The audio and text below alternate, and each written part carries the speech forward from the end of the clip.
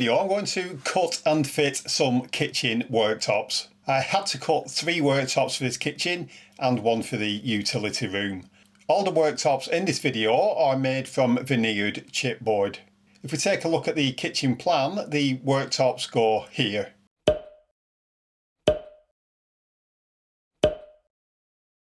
If a sink or hob is being fitted to the worktop, that will need cutting out before it is fixed in position. That will also be covered in another video. We will not be covering a mason's mitre in this video. We are simply cutting the worktops to length and installing them. The first thing you need to decide is if you want the worktop flush with the end panel or if you want a slight overhang. This is down to personal preference. You will notice that the tall units and base units have already been installed. I'll put links to those videos in the description. I've put the piece of worktop on the base unit, but it is way too long at the moment. So we need to trim it down slightly as it's hitting the architrave, which means we can't get it in the correct position to scribe the back edge. When cutting worktop, you must cut it from front to back and never from back to front, as it is possible to leave a chip when exiting the cut. If this chip is at the front, it can ruin the worktop, but if it is at the back, it doesn't matter. I've muted the volume in this video when cutting, as the vacuum was switched on all the time, which is not pleasant to listen to, even at a low volume. The worktop has factory fitted edging installed on the front and the ends, but we'll have to cut one of these ends off. Ideally, you would cut the edge that would be concealed by the tall end panel, but that would mean cutting the worktop to length first before doing the scribe cut.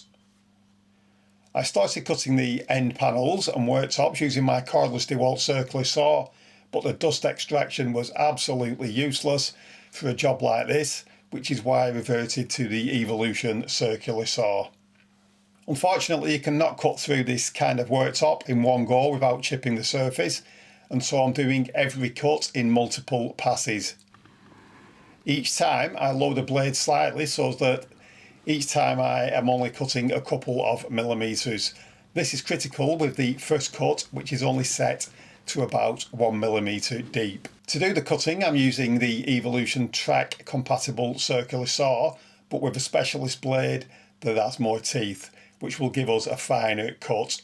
This is the actual speed of the first cut, but I have sped up the video for the next 3 cuts to prevent you from falling asleep.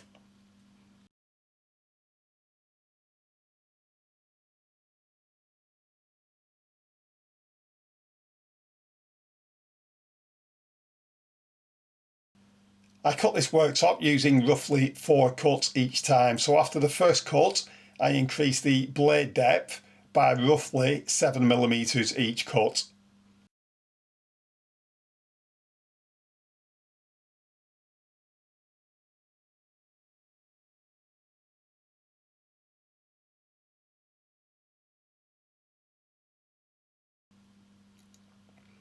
If I zoom in, you can see that this has given us a perfect cut.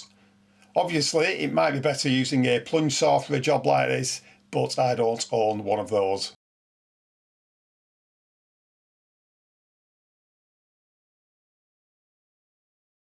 I've now placed the worktop on top of the base units, and I am ensuring that the end of the worktop is flush with the tall end panel. Although this wall looks straight, it is actually bowed. This means that the worktop will need scribe cutting on the rear. I'm using a plastic block which a mate 3D printed. This is exactly 25 millimeters deep. I'm going to use this as a scribing block. This means that I've put the worktop on the base unit and I have positioned it so that there is a 25 millimeter overhang from where it needs to be. I can then use the scribing block on the pencil and scribe in a line at the back following the contour of the wall.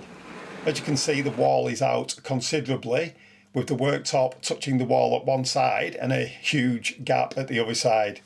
This means that once the worktop has been cut at the back, the front will be perfectly flush with the front of the units. Obviously, you need to account for the thickness of the blade when setting up the cut. Now I'm going to trim this piece of worktop to the correct depth first, then I'm going to cut it to length. I've now moved the worktop to another room for cutting. If it's a fine day, it's best to do this outside. This saw is track compatible, but the line we are cutting is far from straight, and so it needs cutting freehand. This is incredibly difficult when doing multiple passes. Luckily, with most worktops, the scribe cut at the rear is not critical, like it is with an end panel, as the worktop is normally covered by an upstand, a splashback, or a bead of silicone. You don't need to be as careful when you're doing the cut along the back because you're not applying worktop edging to the back of it, so the cut is not as critical. For that reason, you can get away with doing the back cut in just 2 passes rather than 4. So the first cut is going to be about 1mm deep. That will just take off the veneer. The second cut will go all the way through the chipboard.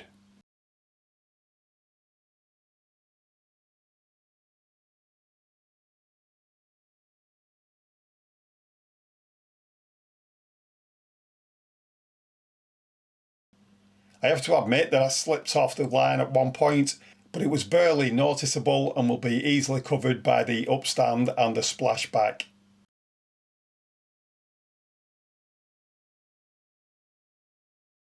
The worktop is now in position. You can see where I slipped off the line just there.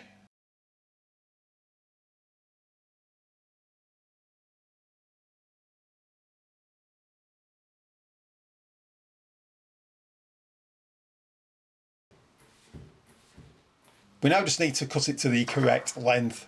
If you want an overhang, you can use a block and mark a line using a pencil, or you can just scribe along the end panel if you want it flush. This line then needs transferring to the other side of the worktop, then the track needs clamping in the correct position. Again, this will be cut from front to back and will be cut using multiple passes.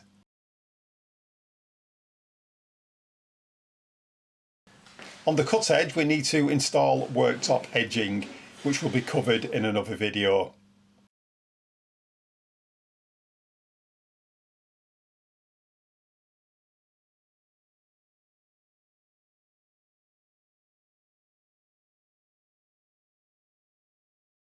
Once the edging is installed, the worktop can be screwed down to the base units using suitable screws. It's absolutely critical that these screws are not too long, as they will ruin the worktop if they are. To fix the worktop down, I'm going to drill the carcass from underneath using a special drill bit and countersink bit, which is made by Trend. The beauty of these is that you can adjust the pilot drill so that it is shorter, so that it's not going to stick up through the worktop. It's absolutely critical that you get this bit right. When driving in the screw, it's a good idea to press down on the worktop or put a suitable weight on top of it to pull the worktop down.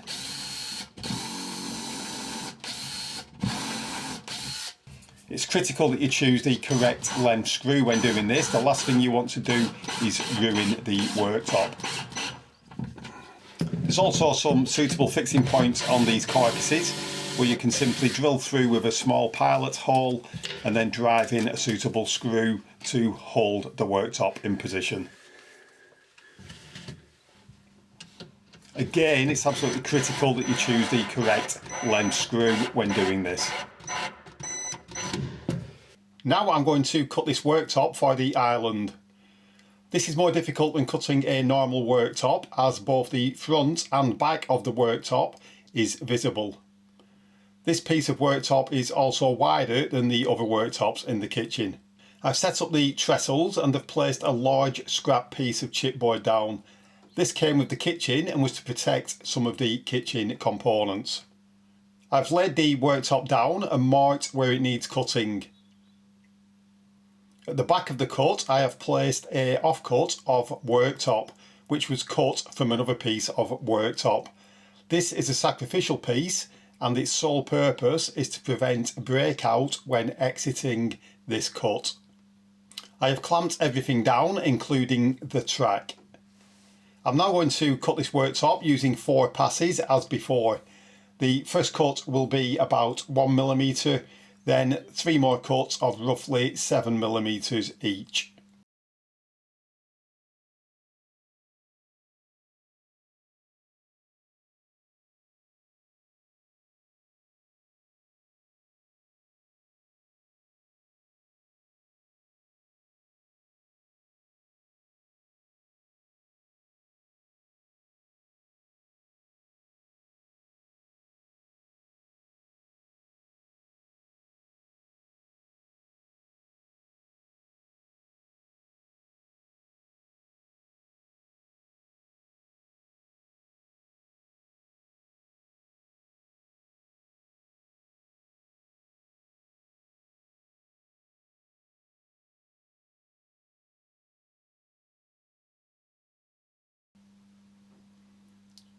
This will give us a perfectly cut worktop with no chance of breakout when exiting the cut.